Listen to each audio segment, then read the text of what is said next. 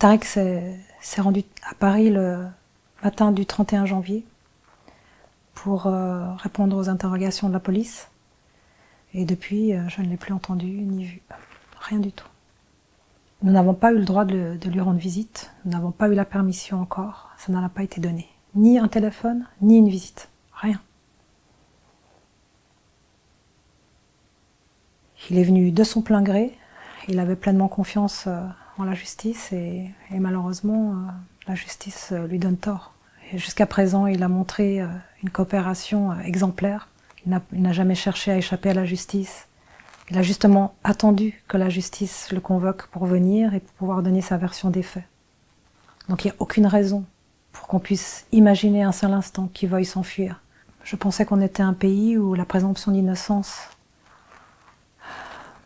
était la règle et que jusqu'à présent, il devrait en bénéficier. Et je ne comprends pas pourquoi on le garde. Et je ne suis pas sûre à l'heure actuelle qu'il bénéficie d'un traitement juste et digne. Je crois que Tarek a été désigné comme coupable depuis le début. C'est vraiment le sentiment que j'ai. Il suffit de lire la presse, il suffit d'allumer la télé et on pense qu'il est coupable. Et donc voilà, je crois qu'il est victime malheureusement de ce lynchage médiatique et de cette pression politique qu'on exerce sur lui. Et puis en même temps, il y a tellement de mensonges qu'à un moment donné, ça devient plus gérable, ça devient plus supportable.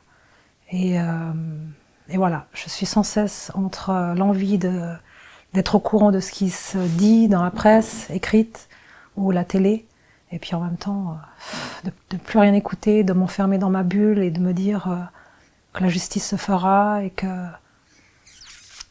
qu'il en sortira blanchi. Pour moi, tout ce que j'ai lu, ce sont des accusations mensongères. Ce sont des faits complètement erronés. Ça ne représente absolument pas, par exemple, le portrait qu'on fait de mon mari ne correspond absolument à rien de ce qu'on connaît de lui, de ce que je connais de lui, de ce que sa famille connaît de lui, de ce que les gens qui le connaissent véritablement savent de lui. Tarek est un homme fondamentalement droit, dévoué, honnête, juste, qui se préoccupe des autres. Et de le voir traité de cette façon, c'est pour moi très douloureux. Aujourd'hui, je suis allée rendre visite à l'avocat et j'ai appris des nouvelles très alarmantes concernant sa santé physique. L'avocat nous a dit qu'il n'était pas bien. Donc voilà, évidemment, je suis très inquiète. Il faut savoir que ça fait maintenant quelques années que Tarek souffre d'une maladie chronique sévère et qu'il bénéficie d'un traitement très spécifique. L'avocat nous a dit que dans le milieu carcéral, le traitement dont il devrait bénéficier n'est pas disponible. Et ça m'inquiète énormément. Et je pense que sur le plan spirituel, oui, Tarek doit être très fort. Je l'espère en tout cas. Maintenant, je sais que quand on est mal physiquement, quand on souffre d'une maladie et qu'on ne peut pas bénéficier du traitement adéquat, à partir d'un certain moment donné, ça atteint aussi le mental. Donc moi, ce que j'espère, c'est qu'il reste fort. Et aujourd'hui, je me sens contrainte d'en parler parce que je suis très alarmée sur son état, sur ce que m'a dit l'avocat. J'ai beaucoup de chance d'avoir en fait mes enfants qui sont venus me rejoindre ici. J'ai eu un fils, j'ai eu une fille qui sont venus me rejoindre. Les autres, c'est très difficile d'ailleurs pour eux de ne pas être là. Sur les 4, il y en a 2 qui ont pu venir. J'ai énormément de chance d'avoir quand même ma fille qui m'accompagne, qui me soutient. Parfois elle craque, parfois je craque. Heureusement, jusqu'à présent, on n'a pas craqué en même temps. Mais voilà, je sais que sans elle, je ne tiendrai pas.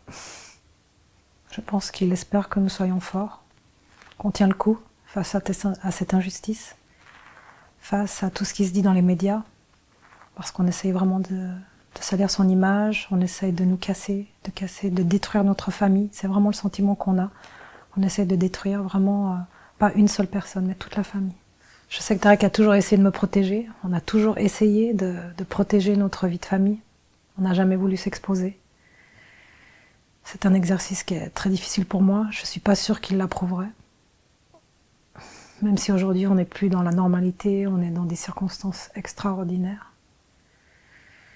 Et je crois que fondamentalement, comme dans toute chose que je fais d'ailleurs, même s'il n'est pas forcément d'accord, je sais que il respectera mon choix et il pensera que c'est le meilleur. Je crois fondamentalement en son innocence. Donc dans une histoire de viol, si sa femme n'est pas à côté de lui, c'est insupportable en fait. Et donc pour moi c'est une évidence d'être là. Et c'est un honneur de l'accompagner aujourd'hui comme ça l'a toujours été en fait. Ce que j'aimerais, c'est qu'on le traite dignement, qu'on fasse valoir cette présomption d'innocence. Donc j'aimerais qu'il puisse être libre jusqu'à son procès, pour qu'il puisse assurer sa défense sereinement et dans d'autres conditions que dans lesquelles il est maintenant. Si vous voulez être mis au courant des derniers événements, suivez la campagne officielle Free Tariq Ramadan Campaign, qui vous donnera toutes les mises à jour et toutes les informations vérifiées sur cette affaire.